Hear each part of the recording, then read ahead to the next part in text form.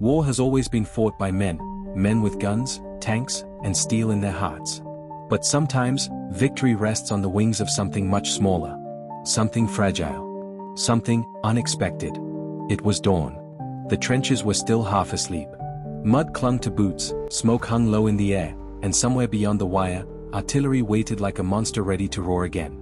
Soldiers whispered, prayed, smoked in silence, each waiting for an order that could end their lives. And in the middle of it all, inside a small wooden cage wrapped in wire and mud, sat a pigeon. Her name was Cher Ami, dear friend. She didn't know about war, politics, or the maps spread across generals' tables. She only knew one thing, how to fly home.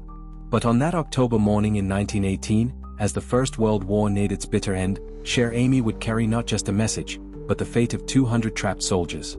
The Lost Battalion. Pinned behind enemy lines in the Argonne forest, cut off from communication, surrounded by Germans, and shelled by their own artillery who didn't know where they were. 4 days they'd been fighting, starving, bleeding, dying. Every messenger they sent had been killed. Their radios were dead. And the only hope left was a small box with wings. Major Charles Whittlesey took a pencil, his hands trembling from exhaustion, and scribbled a message on a small piece of paper.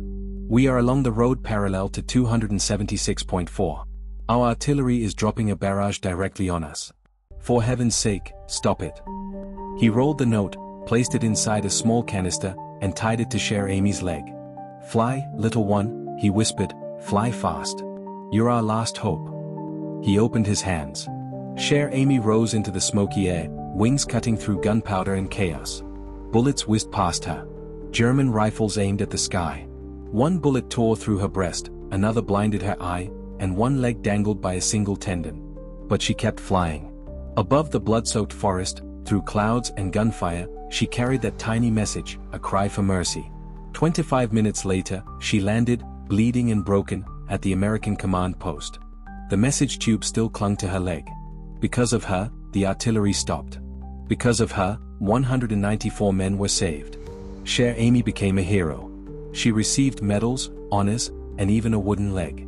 But her story was just one of thousands. Across Europe, the Middle East, and Asia, pigeons became the invisible army, messengers of life and death. They called them winged soldiers. During World War I alone, over 100,000 pigeons were used by the Allied and Central Powers. In the chaos of battle, when radios jammed and telephones were cut, it was these birds who carried hope through the skies. They flew through storms, explosions, and smoke.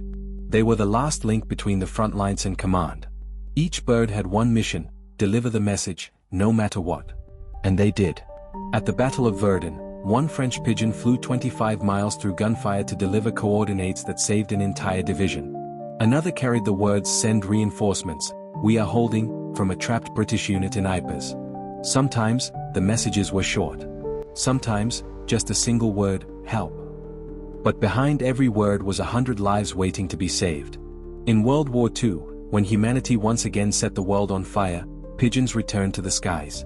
By now, they had become part of every army: American, British, French, German, even Japanese. Each carried a small capsule tied to its leg, a message sealed inside. And each was trained to return home from hundreds of miles away. No matter how far they were taken, through rain, fog, or gunfire, pigeons always found their way back. They didn't need fuel, didn't break down, didn't betray secrets. They were the perfect soldiers. And sometimes, they became heroes. Nazi Germany unleashed its fury on Europe. The skies were filled with Stukas, the ground thundered with tanks, and London burned under nightly raids. In that chaos, communication lines fell apart. The British Army needed a way to send secret messages from behind enemy lines, fast, silent, and reliable. So they turned to the National Pigeon Service. Across Britain, thousands of pigeons were trained, fed, and released with tiny messages or even microfilms tied to their legs. These birds flew over enemy territory, through storms of bullets, back to their home lofts in England. One pigeon, named Winkie, saved the crew of a downed British bomber in 1942. Their plane had crashed into the freezing North Sea after a mission. Radio destroyed. Waves rising. Death closing in. But on board that plane was Winkie. The crew released her, praying she'd find her way home. She flew 120 miles in headwinds, soaked in oil, through sleet and wind, and she made it. When she reached home, her owner found her exhausted, covered in grease, but alive. British Air Sea Rescue units traced her flight path and found the exact location of the crash. The entire crew was saved. Winkie became a national hero. She was awarded the Dickin Medal, the highest honor an animal could receive, the animal equivalent of the Victoria Cross. She didn't understand medals or applause. She just wanted to fly home. Then there was G.I. Joe, the American pigeon who saved over 1,000 lives in Italy. October 1943. The U.S. Army planned to bomb a village called Calvi-Vecchia, occupied by German forces. But something changed. British troops on the ground managed to capture it earlier than expected. They needed to stop the airstrike, but the radios were down. They had just one chance. They attached a message to G.I. Joe's leg and released him. He flew 20 miles in 20 minutes, arriving at the airfield just as the bombers were starting their engines. The message reached the commander in time. The airstrike was called off, seconds before the planes took off.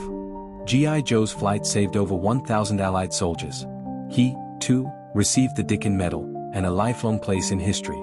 These were not isolated acts. Across continents, pigeons were used in every major battle. Normandy, Dunkirk, Burma. Even in the jungles of Asia and the deserts of Africa, pigeons carried words across the impossible. They were small, soft, and silent, but behind their eyes burned an instinct stronger than any weapon, the need to go home. That instinct saved lives. During the Normandy invasion, Allied paratroopers carried pigeons in metal tubes. When they landed behind enemy lines, they released them to report positions. Many never made it. But the few that did brought back the news that changed the course of D-Day. Each message they carried could be the difference between survival and death. And though countless pigeons died in service, shot, burned, or lost in the chaos, their sacrifice was no less than any soldier's. Soldiers often spoke to them as if they were comrades. One wrote in his diary, "We trusted them more than our radios. Radios fail. Men panic. But pigeons always come home." Another said, "When I opened the cage, I didn't send a bird, I sent a prayer." In the ruins of Europe, after the guns finally fell silent, the stories of these winged heroes spread. Cher Ami was stuffed and preserved in the Smithsonian. Winkie's medal was placed in a museum. G.I. Joe lived out his days as an honored veteran in the U.S. But behind those few famous names were thousands of unnamed heroes, the pigeons who never returned. They were forgotten in the smoke of victory. And yet, every soldier who had ever held one remembered. Because when everything else was lost, when radio waves went silent and hope began to die, the flutter of wings reminded them that not all angels come with halos. Some come with feathers. Pigeons didn't just carry words. They carried faith. They carried love letters from soldiers to their families. They carried maps, coordinates, warnings, and last goodbyes. They carried the heartbeat of connection in a world tearing itself apart. One pigeon, used by the French resistance, carried photographs of German troop movements across the border. It flew through storms, evaded falcons trained by the Germans to intercept pigeons, and delivered the message that exposed an enemy plan. That single bird saved thousands of lives, without a sound. But why pigeons? Because nature had made them perfect for war. They could fly up to 600 miles in a day, find their way through fog or night, and return home even from unknown lands. They could sense the Earth's magnetic field, navigate by the sun, and follow scents carried by the wind. No compass. No map. Just instinct. They were nature's miracle, one that man, in his madness for war, turned into a tool for survival. Even enemies respected them. During both world wars, soldiers would sometimes stop firing if they saw a pigeon flying low, not out of mercy, but superstition. To shoot one down was bad luck. Because for many, that bird might be carrying a message that could save their own lives one day. Still, many pigeons fell, shot mid-air, caught by hawks, or lost in explosions. Their bodies fell into rivers, forests, and trenches. But others kept flying, their wings singed, their feathers torn, still searching for home. Because that's what they were born to do. When the wars ended, and the world began to heal, pigeons were finally retired. Radios became faster. Satellites replaced wings. Technology moved on. But for those who had seen them in action, who had watched a small gray bird rise above the smoke of battle, they were never forgotten. Decades later, veterans would tell their grandchildren stories of the pigeons who carried messages when no one else could. They'd say, "There was this little bird, smaller than your hand. We sent her into hell, and she came back." The child would ask, "Why did she come back?" And the old man would smile softly. "Because she always knew the way home." Time turned their stories into legend. But in military museums across the world, in London, Paris, Washington, and Tokyo, you can still see the medals, the cages, and the faded notes tied to their legs. Each one tells the same truth. That courage doesn't always roar. Sometimes, it flutters. Sometimes, it's a heartbeat beneath feathers. In the grand history of war, names like Churchill, Roosevelt, and Eisenhower are remembered. But somewhere between those names are quieter ones: Cher Ami, Winkie, G.I. Joe, small creatures who carried the weight of human hope on their fragile wings. They didn't know about victory or defeat. They didn't care who was right or wrong. They just flew, because that's what they were born to do. And in doing so, they became something extraordinary. They became symbols of faith, of endurance, of life that refuses to give up, even when surrounded by death. Today, pigeons crowd our cities, pecking at crumbs, ignored by the world they once saved. Few remember their stories. Few look at them and think of war. But if you ever see one perched on a ledge, its eyes sharp and calm, watching the horizon, remember, its ancestors once flew through gunfire to bring a message home. A message written by trembling hands, soaked in sweat and blood, sealed with desperation and hope. A message that said, "We are alive. Do not give up." That's what pigeons carried, not just words, but life itself. And maybe that's the most human thing of all. Because in every war, in every story, there comes a moment when courage is all that's left, and courage can come in many forms. Sometimes it wears a uniform. Sometimes it wears feathers.